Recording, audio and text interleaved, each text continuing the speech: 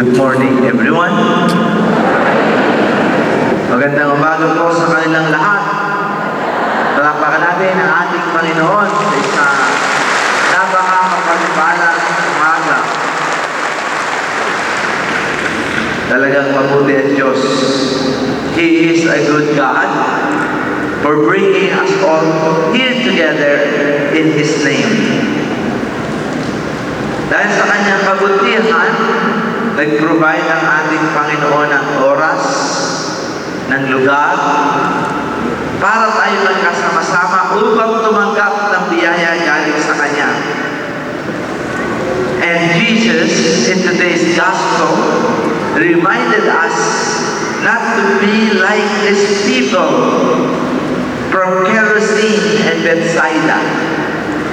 Tulad po ng sinabi ko kanina, sa umpisa ng aking misa, let us reconcile ourselves to God. Gusto ninyong bumalik? Gusto ninyong tumanggap ng pagpapala ng Diyos? One thing He is asking from us, we need to repent. Repentance is needed for those who ask for healing. Ano ba ang repentance? Repentance, we need to go back to God. We need to have this kind of metanoia, transformation of our mind and heart. Kailangan ng ating isip, ang ating puso ay nakaldaan at nakatuon lamang sa Diyos. Ang mga tao na malayo sa Diyos, ang tao na malayo sa Diyos ay malapit sa disgrasya. Amen? Ang mga tao na malapit sa Diyos, malapit sa grasya, dahil siya ang pinanggagalingan ng grasya. Probably you're asking why God asked us to follow Him. Bakit gusto ng ating Diyos na tayo ay sumunod sa Kanya? At sundin natin ang Kanyang ipinag-uutos sa atin tulad ng pagpapatawad sa ating kapwa. Tulad ng pag-alis ng galit sa ating kapwa. Tulad ng pagmamahal sa ating kapwa. Kasi po mga kapatid, ang tao na ang ginagawa niya ay para sa sarili lamang niya, tandaan niyo to, ikaw ay palayo ng palayo sa Diyos. Ang tao na ang ginagawa lamang ay para sa sarili niya, siya ay palayo ng palayo sa Diyos. Kaya po si Jesus, anak ng Diyos, halos katulad ng Diyos, dahil ang kagustuhan ng Ama at ang kagustuhan ni Jesus ay isa. Ang ginawa lamang ni Jesus sa mundo ay ang gawin ang kagustuhan ni Jesus.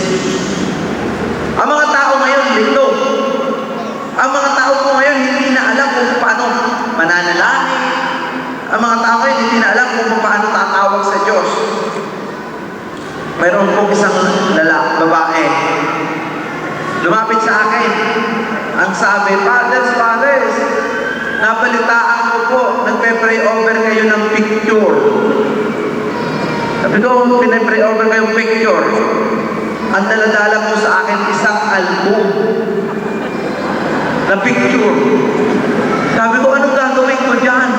Father, yan po ang mga problema ko. Lahat ng nasa litrato dyan, yan ay problemado, Father. Sabi ko, pumili ka na naman ng isa. Kasi unfair naman sa iba. So pumili siya ng isa. Sabi ko, yung pinakamalaki mong problema dyan, ibigay mo sa akin. Pinili niya yung isang picture.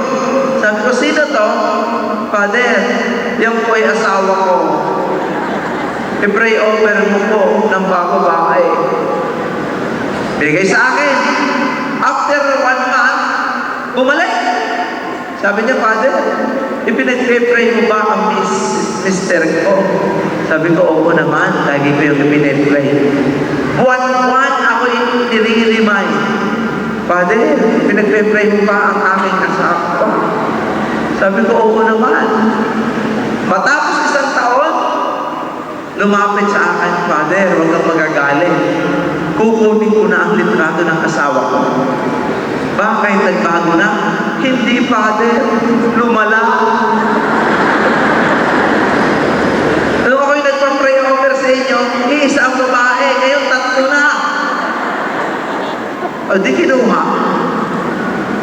Tapos sabi niya, Father, I hope you don't mind.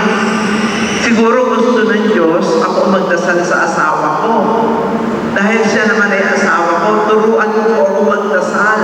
Ano ba ang dadasalin ko sa kanya? Nag-usap kami. Matagal lang nag-usap. Pagkatapos ng 1 taon, bumalik. Alam mo, sabi sa akin, Father, yung prayer na ibinigay mo sa amin, hindi effective. Sabi ko, bakit? Father, buhay pa ang asawa ko. Diyos ko, Panginoong Jesus. Ganyan kalito ang tao. Hindi na natin alam kung paano magdasal. Bakit? Tayo ay palayo ng palayo sa Diyos. Bakit tayo palayo ng palayo sa Diyos? Kasi ang ginagawa naman natin yung para sa atin. Alam mo nung si Jesus pumunta dito sa mundo, hindi siya inisip ang kanyang sarili. Ang ganda palang isipin nito, ang tao na hindi iniisip lamang ang kanyang kapakanan, tayo ay napapalapit sa Diyos at nagiging katulad ng Diyos. Ang tao na ang iniisip lamang ay kanyang sarili, lumalaki ang problema. Lumalaki. Kaya may nagpa-pray over sa akin, Father, pray over mo po ako, ang dami kong sakit. Sabi ko, ano bang sakit mo? Lagi po akong pagod. Pray over ko. Kinabukasan, bumalik. Father, pagod pa rin po ako. Di ang ginawa ko, kinausap ko ng asawa. Oy, sir, ano bang pinatatrabaho mo sa asawa mo at laging pagod? Alam mo, sagot sa akin ng asawa, hindi ko nga malaman, Father. Wala yung trabaho. Alam mo, dito ko napatunayan na ang mga tao palang walang ginagawa, ang mga taong tamad ay laging pagod. Isipin niyo yan, yung taong laging nakahiga. Pag inutusan mo, pagod. Pag tinanong mo kung anong ginagawa, wala. So, ang ginawa ko, hindi ka rito, bibigyan kita ng trabaho. Father, anong trabaho? Gagawin kitang prayer warrior. Ano po yun, Father? Ikaw ay magdadasal. Magdadasal mo itong lahat ng prayer na natatanggap ko. Kasi po ako ang dami kong natatanggap na prayer. Yun ang iyong magiging trabaho. Aba, pinulungan ako. Father, wala namang kita. Ang pagiging prayer warrior. Alam mo, sabi ko sa kanya, yun ang akala mo. Ang akala nga natin, pag tayo nagdasal, walang kita. Pero ang sasabihin ko sa inyo, tingnan ninyo ito sa inyong paligid. Yung mga taong hindi nagsisimba, sila ang mahihirap. May nakita na ba kayo? Yung mahirap na mahirap, wala sila dito. Yung mga nasa street, yung mga walang bahay. Dahil ang lahat ng sa Diyos ay nagdarasal, hindi niya pinababayaan. Ang tao na sa Diyos umaasa at nakikipag-ugnayan sa Diyos, ang kanyang kapangyarihan ay sumasa kanya. Pag nagdasal tayo sa Diyos, hindi naman ang pera ang babagsak sa inyong harapan. Kung hindi bibigyan kayo ng Diyos ng pagkakataon na kumita at gumanda ang buhay. Kaya sa lahat na nandito ngayon, ito na ang umpisa ng inyong panibagong buhay. Magdasal tayo na magdasal sa ating Panginoon at tayo ay pagpapalain niya, siksik, tiklig at umaakaw pa. Amen. So remember the word ASAP. not as soon as possible. ASAP means always say a prayer. Huwag niyong kalimutang magdasal. In today's gospel, ang sabi dito, Jesus began to reproach the cities of his deeds of power has been done because they did not repent. May lugar si Jesus na ang kanyang kapangyarihan ay hindi ibinigay sa kanila dahil hindi sila nagbago, hindi sila nagdasal, hindi sila lumapit sa Panginoon. Kaya sa lugar na ito, lahat ng pumunta, wala po akong minimisahan na walang nahihil. Lahat ay nahihil. Yung mga nakakarinig. Kahapon may 40 taong hindi nakakarinig.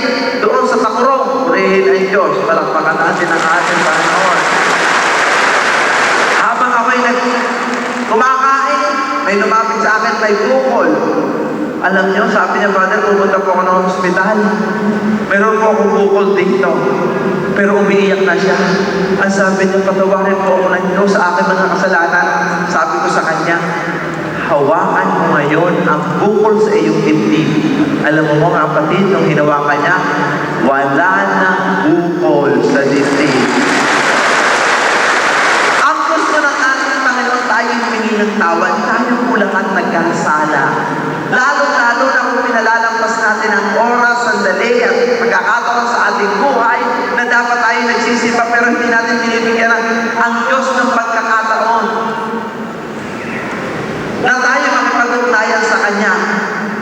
Marami po sa akin nagpapapray over. Ang sabi sa akin, Father, balita ko mayroong kang gift of touch. Sabi ko, hindi naman ako nagpapag-pray, hindi naman ako nagpapagaling ang Diyos. Ito lagi kong sinasabi.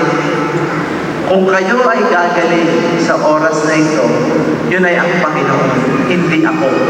Hindi nyo na kailangan lumapit sa akin dahil hindi ko naman kayo kilala at hindi ko naman kayo kaano-ano.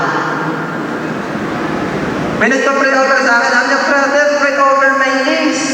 Hinawakan ko po ang tuhod. Tapos kumawakan ng tuhod at sabi sa akin, Father, not there.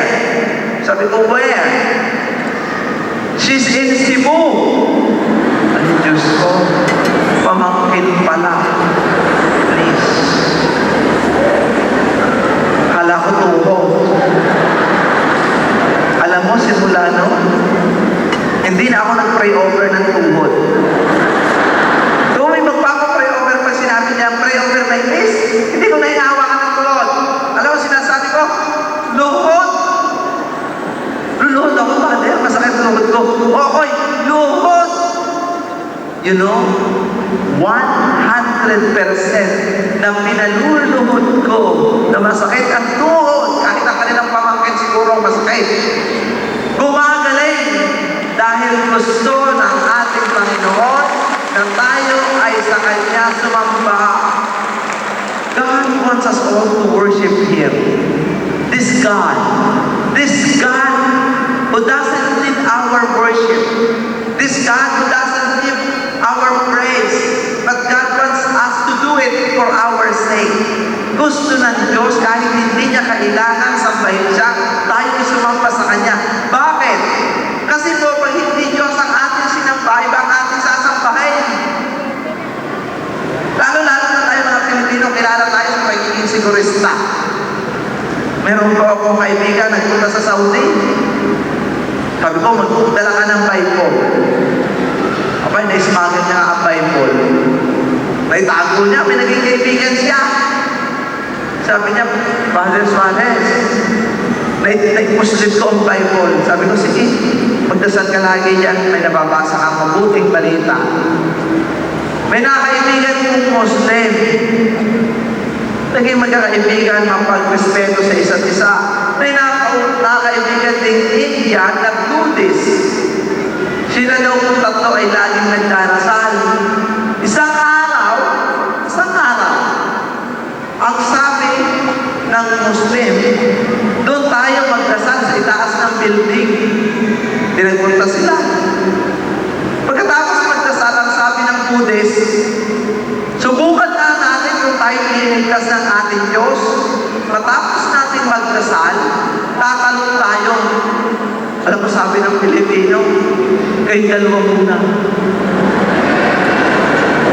Matalino talaga. Eh dito na, Muslim na nagdasal.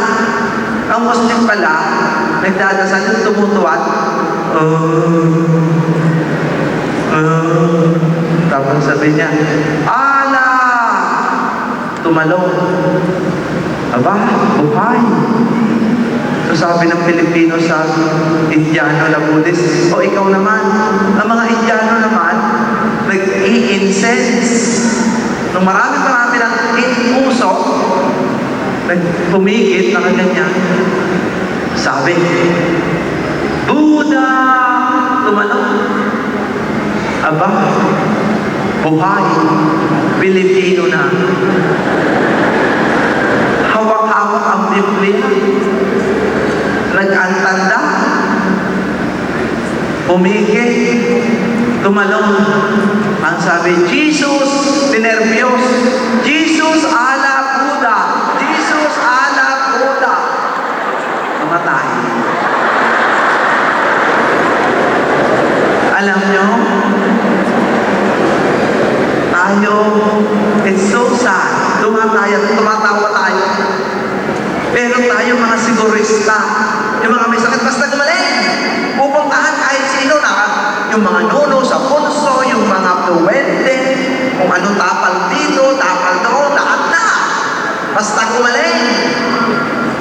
Mga kapatid, naniniwala ba tayo na si Jesus ay Diyos? Dito nagalit si Jesus eh. Sabi niya, woe to you, Bethsaida, woe to you, Chorazin.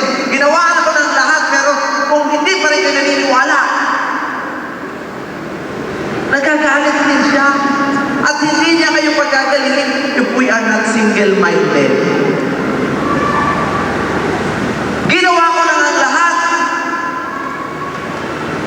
Hindi pa rin tayo naniniwala. Kaya nga mga kapatid, kung gusto niyong gumaling, hihingan natin ang awa at tawad ang ating Panginoon dahil tayo ay hindi nakatuto kay Jesus lamang na dapat sana siya lamang ang ating sasambahin, siya lamang ang ating pananalanginan. Kaya po ako nandito, sinasabi sa inyong lahat na ang ating Panginoon ay buhay. Magpapagaling sa ating lahat, tatanggalan natin mga problema at magpapabago sa ating buhay. Amen. Alam niyo mga kapatid, gusto ko kayo pumapalakpak, walang masama dyan. Ang aking lang pakiusap ay sanay hindi lamang ninyo narinig, pero kailangan isa buhay upang lakasan ang ating pananampalataya. Ako to, mahilig maimbita sa pag-bless. Alam mo naman tayo mga Pilipino, mahilig mag-bless. Mag-bless ng tricycle, mag-bless ng bisikleta, nagpagawa ng kubeta, mag-bless din ko. Kaya mga pare, tumataba. Kahit tuwi namang magpapabless, maraming pagkain. Ako po ay naimbitahan ng blessing, ang pagkalaki-laki ng bahay. Ubus na ang holy water. Sa dami, ay ito na. Okay, nag-bless. Bless ako ng bless. Sabi ko, ano ba namang bahay ito? Saksakan ng dami ng santo. Mas marami pang santo kaysa sa katedral. May maliit, may malaki. Talaga nagpapatong-patong, nagkakatulog. Karamihan sa mga santo, hindi ko nakilala. Walang masama. Sige, bless din naman ako ng bless. Sabi ko, baka hindi makainin, hindi na ako kaya makainin. Sige, bless ng bless. Ito na. Akala ko tapos na akin mag-bless. Ang sabi sa akin, kakain na tayo. Sabi ko, hindi pa Father. May nakalimutan ka doon sa entrance. Eh, yung pumunta kami ng entrance. Aba, may bine-bless ako. May nakita akong kakaiba. Sabi ko, hindi ba po ako nakakita ng santo nang nasa babae palaka? Ano ho itong palaka na may piso ang bunganga? Sabi ko, ano ho ito? Ang sabi, Father, pag buenas po yan.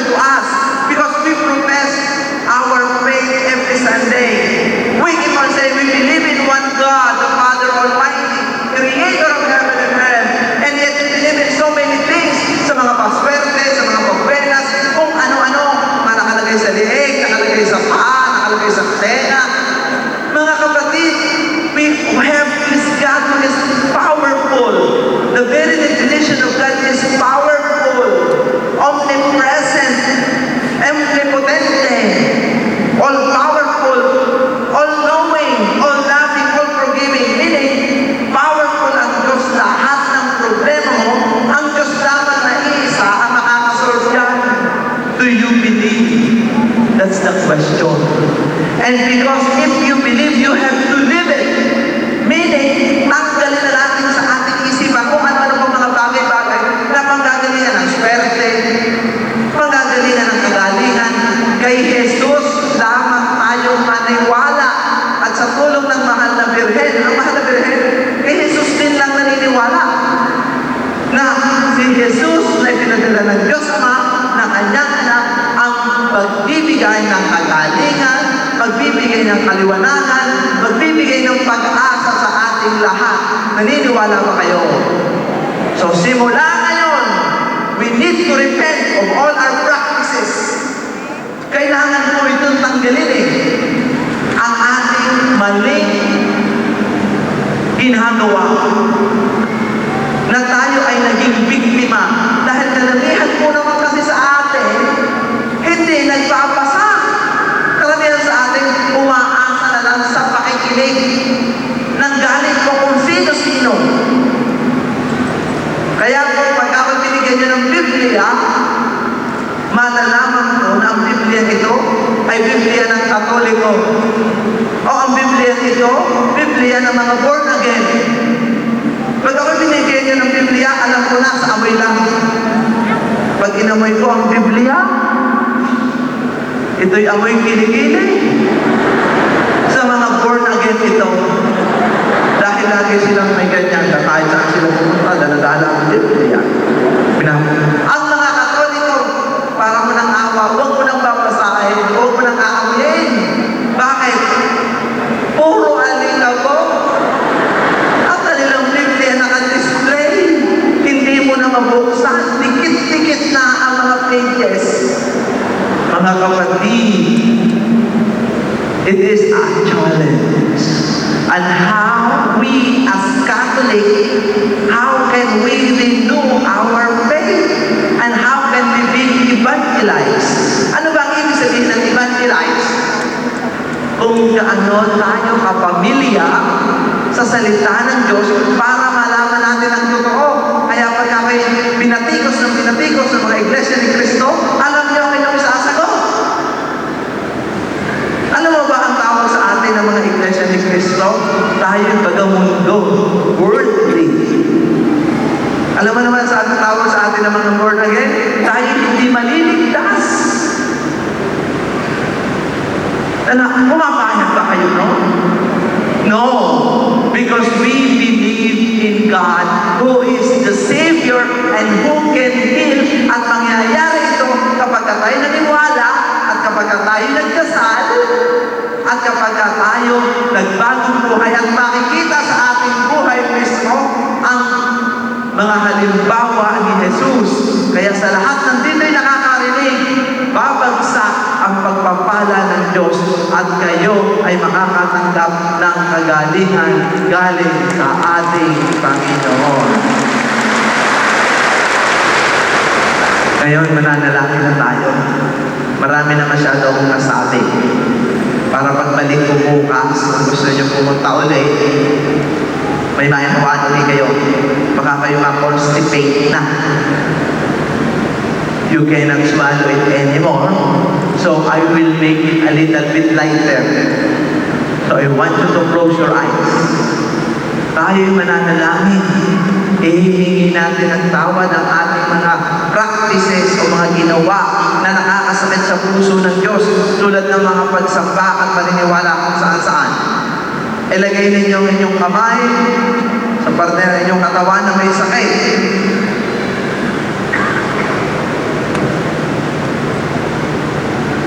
Kung yan ay inyong tiyan, dibdib, ulo, bato, ilagay nyo yung kanang kamay at malalamdaman ninyo kanyang pagbabalang. Papagbalang Ama, sa umagang ito, tinawag mo ang lahat na nandito ngayon na may sakit. Pagalingin mo po sila. Ipuin mo kanilang ulo. Yung mga masakit ang ulo, may migraine, may bukol. Ipuin mo rin po ang kanilang mata. Yung malabo ang mata, may glaucoma, may cataract. Yung kanilang tenga, yung mga may vertigo. may tinnitus, malabo ang pandinig. Marami dito na stroke, hindi makalakad. Sakit ang tuhod, likod, bato, balakang. Marami din po dito, may problema sa kanilang spine. Lord, bless them. Yung may mga diabetes, may mga psoriasis, may skin asthma, hindi makahinga, emphysema, anemia, may kidney problems, may hypertension. Lord, bless and touch them right now, one by one, yung mga may ulcer, may hepatitis, masakit ang tiyan. Lord, bless them. Mga may heart ailments, mga baradong ugat sa puso, may mga cysts sa dibdib. Lord, tanggalin mo na ang mga cysts sa dibdib, yung mga may thyroid problem, may goiter, may migraine, may frozen shoulder, may cerebral palsy. Lord, marami dito may cancer. Puhin mo po sila. Lung cancer, prostate cancer, cervical cancer, yung mga stomach pain. Lord, heal them, yung mga paralyzed. Nangailangan ng mga spiritual healing. Marami dito may galit sa dibdib, may depression, maraming kagalit, kaaway, nalilito sa buhay, hindi alam kung anong gagawin. Lord, give them sense of direction. Yung mga batang may autism, yung mga mag-asawang hindi magkaanak, Lord, bless them right now, one by one. Sahin-sahin mo sila, nahipuin at pagalingin as we ask the intercession of the Blessed Virgin Mary as we pray. Hail Mary, full of grace, the Lord is with you. Blessed are you among women, and blessed is the fruit of your womb, Jesus. Holy Mary, Mother of God, pray for us sinners, now and at the hour of our death. Amen. In the name of the Father, and the Son, and the Holy Spirit. Amen. Palakpakan natin ang ating Panginoon. Tayo po ngayon ay mananalangin, mayo tayong lahat para sa panalangin ng bayan. For every petition, let our response be, Lord, heal your people. Lord, heal your people.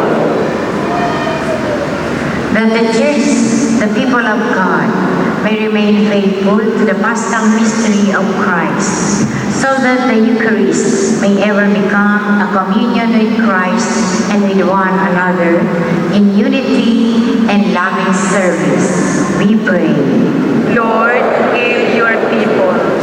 That through the intercession of Mother Mary, grant strength to the weak, comfort to the sorrowing, pardon to sinners, salvation and peace to all. We pray. Lord, heal your people. That we may recognize the body of Christ both in the Eucharist and in God's people, so that we may offer to our brothers and sisters a life poured out